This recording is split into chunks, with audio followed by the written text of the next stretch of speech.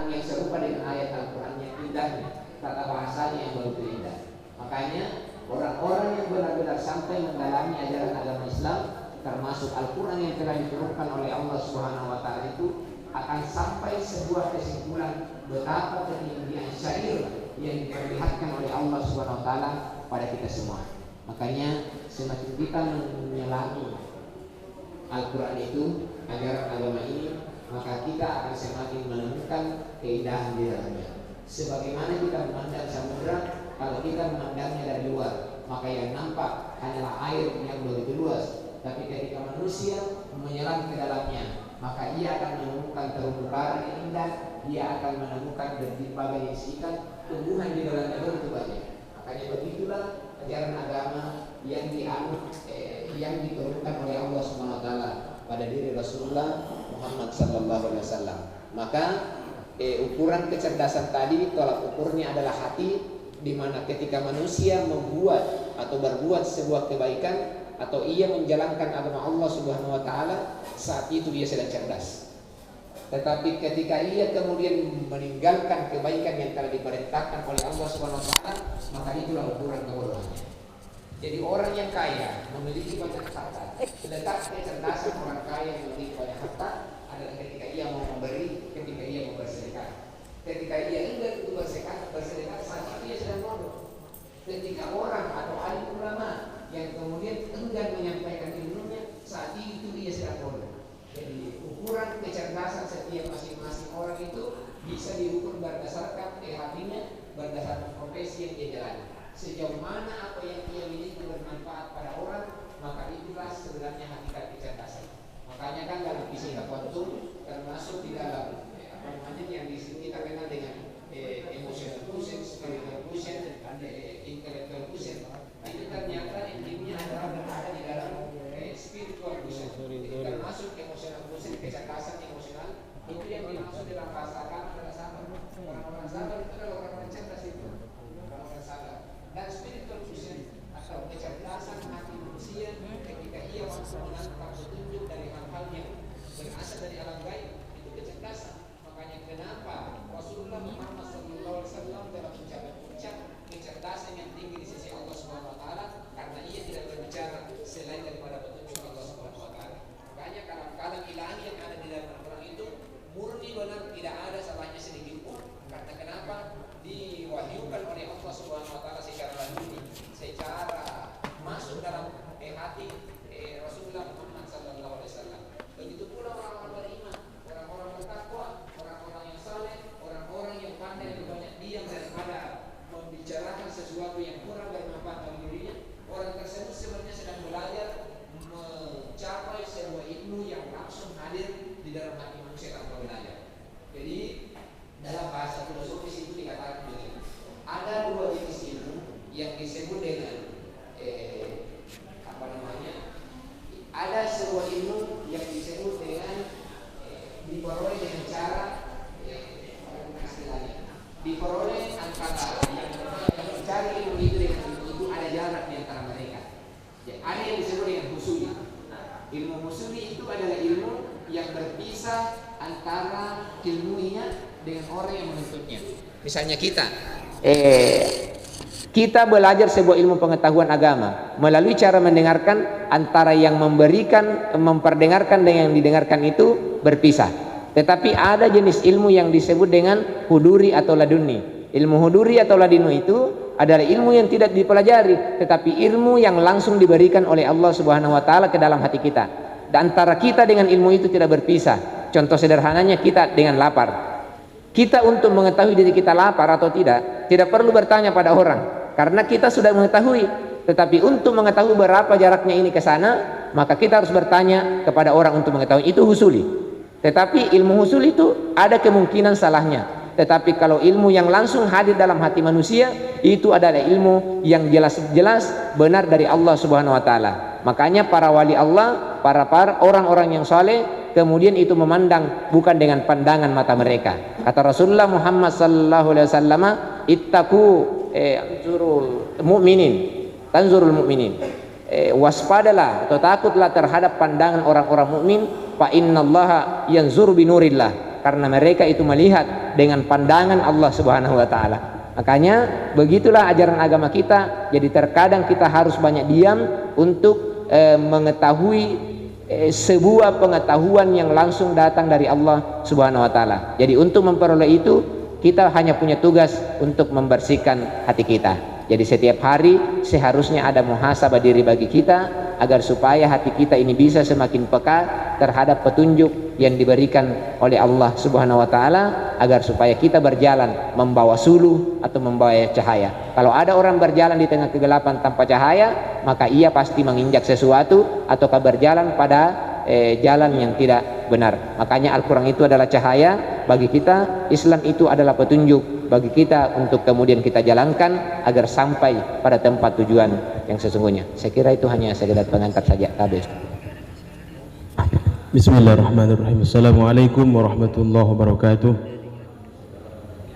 Alhamdulillahirabbil alamin wal aqibatu lil muttaqin wa la udwana illa 'alal zalimin. Allahumma shalli ala nabiyyina Muhammad wa ala alihi wa ashabihi ajma'in. Amma ba'd. Alhamdulillah jamaah subuh rahimakumullah, bersyukur kepada Allah kita Jumat ini sampai pada penghujung tahun Hijriah ya. Besok malam ini nanti ya, nanti sebentar malam ba'da maghrib kita sudah masuk tahun baru Hijriah ya, kita sudah masuk 1 Muharram. Artinya apa? Tidak terasa waktu yang Allah berikan kepada kita begitu cepat berlalu tanpa kita sadari.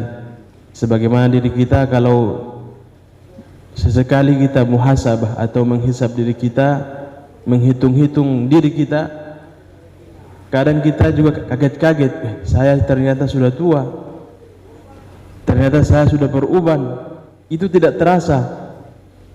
Bahkan orang yang meninggal dunia, mati itu mereka tidak sadar juga, tidak terasa. Sebagaimana kita tidur dalam mimpi, kita kemana-mana, dalam mimpi kita ketemu ini, ketemu si ini, si itu. Ternyata kematian juga demikian. Maka orang-orang yang meninggal, orang yang mati itu tidak sadar kalau dia sudah dijemput malaikat. Maka hadirin, Nabi sallallahu alaihi wasallam sabdakan, al-kayyisu man dana nafsahu wa amila lima ba'dal maut. Siapa itu orang cerdas, kata Nabi?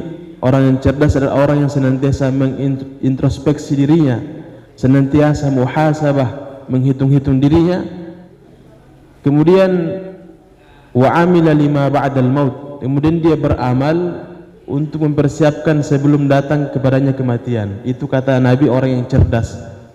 Maka wajar kalau di zaman Rasulullah rombongannya Abu Jahal CS itu dikatakan orang jahiliyah ya, karena mereka sebenarnya orang cerdas. Kalau dari segi intelektual, ilmu keduniaan mereka cerdas. Bahkan saat itu mereka ini orang-orang diistilahkan pembesar-pembesar Quraisy ya, mereka orang kaya. Tetapi hadirin, mereka tidak mau menerima kebenaran Islam, tidak mau menerima petunjuk hidayah yang dibawa oleh Rasulullah sallallahu alaihi wasallam, sehingga walaupun saat itu mereka di zaman itu mereka orang-orang cerdas, tetapi mereka digelari dengan orang masyarakat jahiliyah. Masyarakat jahiliyah ini bukan karena tidak kenal ini, tidak bisa membaca, tidak. Bahkan Nabi sendiri dikenal dengan ummi, tidak bisa membaca dan tidak bisa menulis. Tetapi hadirin mulia, ukuran kecerdasan dalam Islam bukan itu, bukan sekedar kita punya gelar profesor, doktor ataupun apapun itu gelar kita di belakang. Tetapi hadirin, gelar kecerdasan dalam Islam yaitu sebagaimana kata Nabi tadi, al-kayyisu man dana nafsahu wa amila lima ba'dal maut. Maka hadirin yang mulia, ada satu kisah yang menarik, yaitu begitu hebatnya Al-Quran, tidak bisa dibuat, tidak bisa ditiru, bahkan mau dirubah otak-atik sedikit pun tidak bisa. Kalau kita pernah baca kisah Musailamah al-Kadzab, nabi palsu, dia ini pernah, supaya dia ini dikatakan nabi juga, dia juga bikin surah, dia bikin ayat, menurut dia ini ayat juga dari Allah, wahyu juga. Maka ditanya apa itu, maka dia jawab seperti ini, masya Allah, al-fil, gajah, wa ma adraka mal fil, tahukah kamu apa itu gajah? Maka dia kemudian lahu dzanbun wasilun. Lahu dzanbun wasilun. Gajah itu ekornya pendek. Wa khurtum tawil, kemudian belalainya panjang. Ini lucu sekali itu. Artinya apa dia? Siapapun itu, walaupun Allah menantang dari kalangan jin manusia, silakan buat satu ayat saja atau semisalnya, tidak akan bisa. Karena begitu hadirin mulia, Al-Quran murni 100% semuanya firman dari Allah Subhanahu wa taala yang menjadi pedoman petunjuk buat manusia. Maka hadirin yang mulia, maka yang sering kita temukan dalam Al-Quran banyak-banyak kisah. Allah ceritakan kisah-kisah terdahulu, nabi-nabi terdahulu, bahkan dari awal penciptaan manusia yang pertama, kemudian proses bagaimana caranya Allah memindahkan Nabi Adam dari surga ke dunia ini, Allah ceritakan semua. Bahkan Al-Quran adalah ilmu yang menjelaskan ilmu masa lalu, masa sekarang, dan ilmu yang akan datang. Jadi kalau teknologi sekarang yang paling canggih belum mampu untuk menandingi itu Al-Quran, karena Al-Quran begitu hebatnya menceritakan kisah-kisah masa lampau, ilmu terdahulu, yang ilmu bahkan yang terjadi akan sekarang, kemudian yang akan datang. Maka hadirin yang mulia, orang yang senantiasa berpegang dengan Al-Quran dan sunnah Nabi Sallallahu Alaihi Wasallam, maka Nabi sudah menjanjikan tidak akan tersesat, tidak akan salah jalan. Maka hadirin yang mulia, senantiasa kita bersyukur kepada Allah karena kita masih diberi kesempatan, diberi taufik oleh Allah Subhanahu wa taala senantiasa membaca Al-Qur'an, senantiasa mendengarkan hadis-hadis Nabi sallallahu alaihi wasallam. Semoga dengan ini hadirin yang mulia menjadi sebab kita selamat, kita bisa jalan di jalan yang lurus bersama dengan orang-orang yang lurus, dan insyaallah pada akhirnya kita akan berkumpul sama-sama di surga. Karena seperti inilah hadirin yang mulia ciri umat Rasulullah SAW, yaitu senantiasa berombongan, senantiasa berjamaah. Maka hadirin yang mulia, semoga suatu saat nanti di akhirat kita semua akan dikumpulkan bersama dengan majelisnya Rasulullah SAW. Dan ini keinginan kita semua, semoga ini terkabul. Dengan adanya majelis seperti ini sebenarnya menjadi bukti bahwasanya kita ini sebenarnya tidak ribet kalau dalam urusan persatuan itu. Ya, tidak ribet. Kadang-kadang hadirin yang mulia, hal-hal kecil, mohon maaf, dalam hal perbedaan pendapat, kita ini kadang gontok-gontokan, ribut karena masalah hal-hal yang hukumnya sunnah. Bahkan itu sifatnya dalam Islam cabang. Tetapi hadirin yang mulia, kita mengabaikan yang wajib, sehingga hadirin yang mulia, hari ini pembahasannya, oh ini sunnah, ini bid'ah, ini sunnah, ini bid'ah. Tapi kita melupakan ini yang wajib. Apa itu yang wajib? Menjaga ukhuwah itu sendiri adalah kewajiban kita bersama. Maka hadirin silakan berbeda, boleh kita berbeda dalam hal furu'iyah, dalam hal cabang, dalam hal kesunahan, tetapi jangan jadikan itu sebagai penghalang untuk kita sama-sama duduk ngeteh ngopi bersama. Masya Allah. Mungkin demikian ya. Mungkin ada tambahan dari Pak Haji atau dari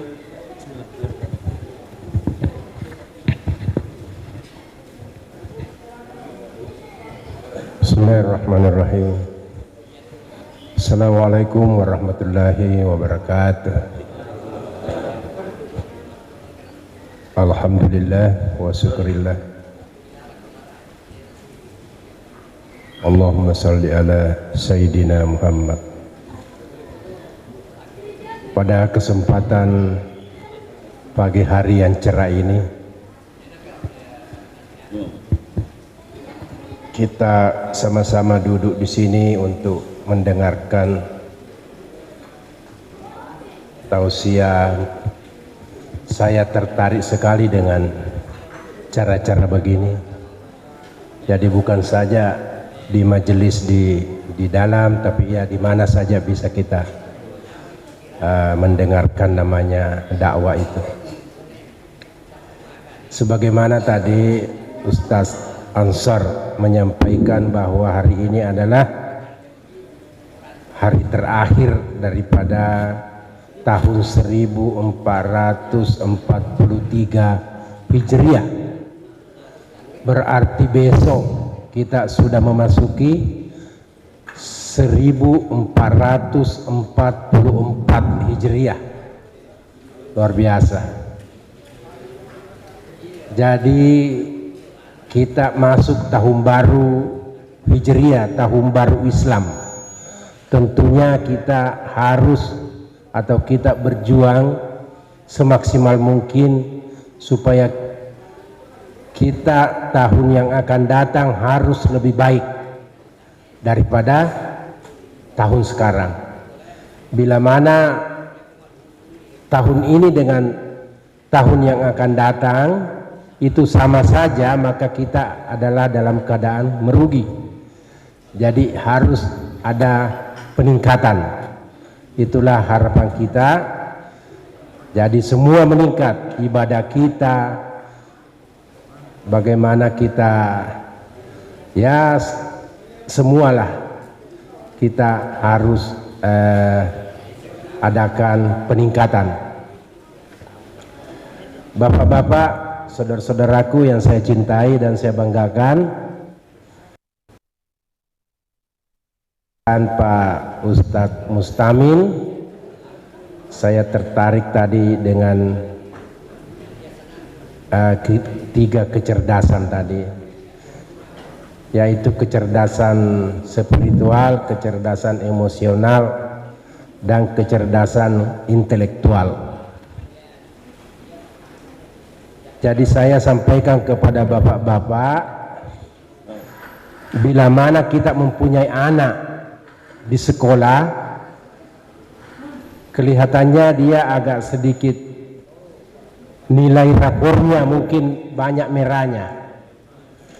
Bapak jangan berkecil hati. Karena itu yang kurang itu hanya kecerdasan intelektualnya. Bisa saja nilai rapornya merah tapi kecerdasan emosionalnya luar biasa. Jadi janganlah kita terlalu memandang daripada kecerdasan intelektual itu, karena ada kecerdasan-kecerdasan lain yang Tuhan berikan, itu yang kita pupuk. Jadi saya mengalami teman-teman SD dulu yang angka rapornya merah, banyak yang tidak naik kelas, tapi sekarang malah dia jadi pejabat tinggi. Malah ada teman saya dulu ranking terus mulai kelas 1 sampai kelas 6, dia sekarang jadi nelayan. Ya, jadi di situ kita berkaca. Jangan berkecil hati, jangan juga terlalu bangga kalau ada ranking lagi, itu belum tentu. Misalnya ada anak kita, wah kenapa ini merah angkanya, jangan putus asa. Insya Allah asal dia ada kemauan terus untuk belajar, insya Allah dia nanti akan berhasil itu. Saya kira itu yang saya sampaikan. Saya tidak bertanya, cuma menambahkan sedikit. Cuma saya garis bawahi tadi bahwa kita harus lebih baik tahun yang akan datang daripada apa yang telah lalu. Itu saja saya sampaikan. Assalamualaikum warahmatullahi wabarakatuh.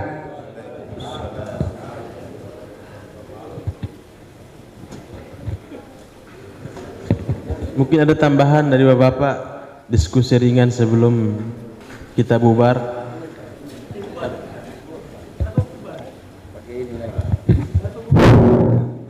Assalamualaikum warahmatullahi wabarakatuh. Barangkali ini tambahannya cuma saran-saran saja. Yang pertama, saya sangat mengapresiasi apa yang sudah dilakukan ustaz-ustaz kita mengajarkan anak-anak kita ini membaca Al-Quran dengan benar. Alhamdulillah ada 3 anak saya yang ikut, ya sudah kelihatan hasilnya. Mudah-mudahan ini bisa berlanjut dan bisa ditingkatkan. Mungkin jangan cuma anak-anaknya, bapak-bapaknya juga mungkin perlu ini. Itu yang pertama saran saya. Yang kedua saran saya, mengingat ada hadis yang bermakna bahwa yang pertama diperiksa itu di akhirat adalah salat kita. Apabila salat kita baik, maka baiklah seluruh amalan kita. Apabila salat kita jelek, maka jelek seluruh amalan. Makanya ini sarannya saya, mungkin bisa ada begitu kajian tentang tata cara sholat menurut Nabi, bukan menurut pendapat, tapi menurut Nabi. Jadi yang sehubungan dengan hadis. Waktu saya begitu, saran ini.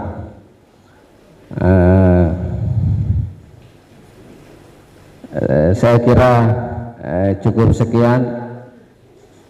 Masih banyak sebenarnya, tapi saya juga sudah agak lapar ini. Terima kasih. Jazakallah. Assalamualaikum warahmatullahi wabarakatuh. Bismillah ya. Allahumma barik lana fima razaqtana wa qina azabannar. Silakan dinikmati. Teman Ustaz. Masukan tadi yang sangat berharga dan bagus dari Pak Haji tadi. Insyaallah kedepannya kita akan berusaha untuk fasilitasi itu, dan semoga berkaitan dengan tentang tata cara sholat Nabi itu mungkin kajian khusus dari kitab Fathul Qarib kalau malam Ahad Pak Haji, subuh Ahad. Insyaallah itu nanti ada bab khususnya tentang sholat yang kita pelajari bersama. Supaya kita lebih khusyuk makan dan minumnya, mari kita tutup dengan doa kafaratul majelis. Subhanakallahumma bihamdik, asyhadu an la ilaha illa anta, astaghfiruka wa atubu ilaik. Assalamualaikum warahmatullahi wabarakatuh.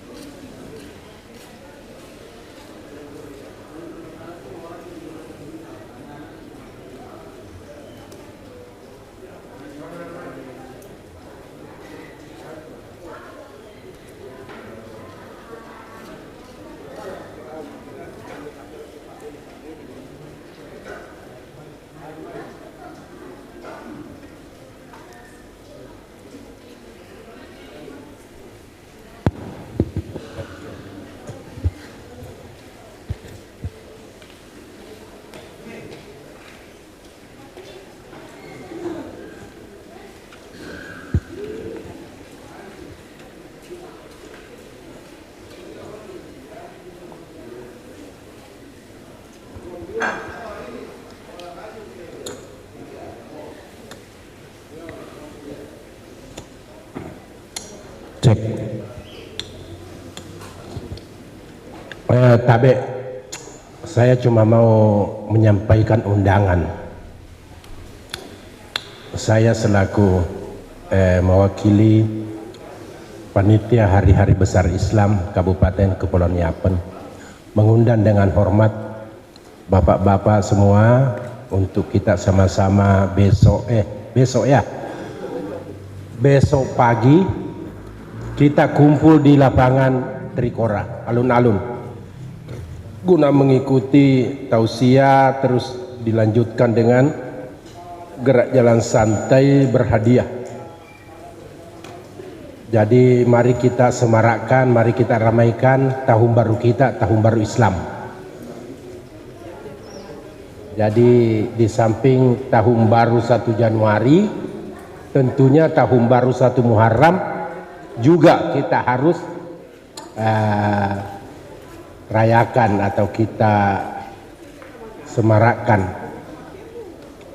Artinya kita memperlihatkan siarnya begitu. Jadi siapa lagi kalau bukan kita.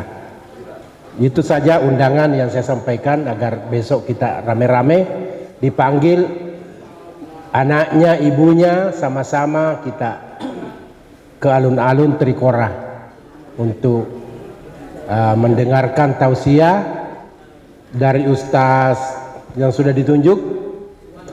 Ya, jamnya jam 6.30. Ya, mungkin dilanjutkan dengan gerak jalan santai dan penarikan kupon. Besar hadiahnya, ada sepeda, ada kulkas, ada mesin cuci. Ya, mudah-mudahan kita yang bisa. Tapi bukan itu tujuannya. Bukan tujuannya untuk mendapat hadiah. Ya kalau pas dapat ya alhamdulillah.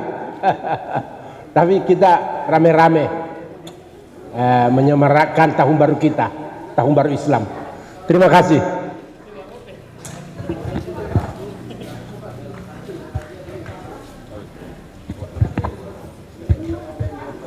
Ya, bismillah, sekalian juga mengingatkan pada seluruh jamaah, hari ini adalah hari Jumat.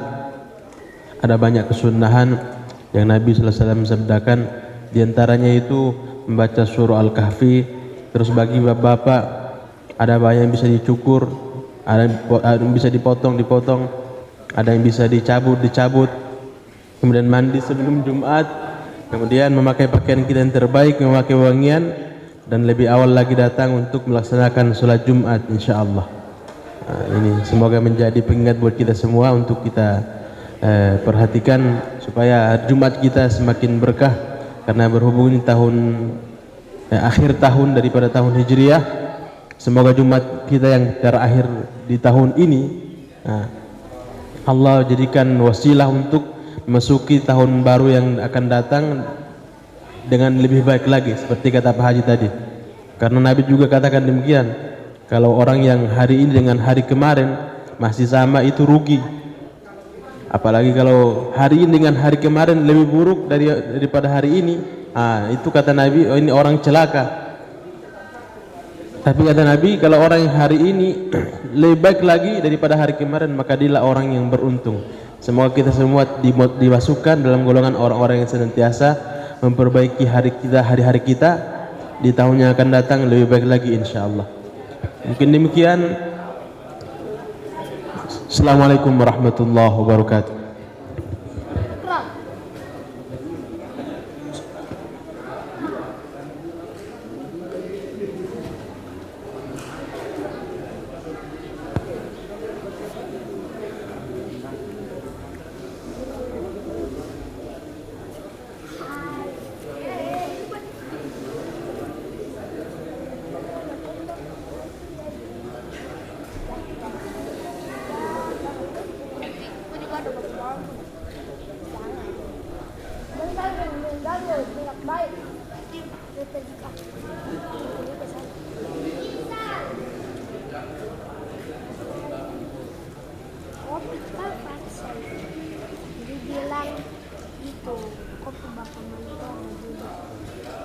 Oh ya sih, yang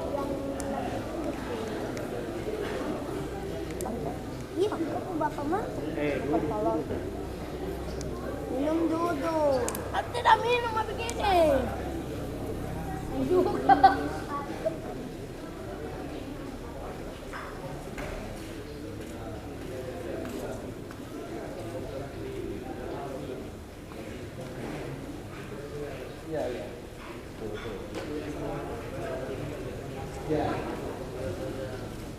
Ya.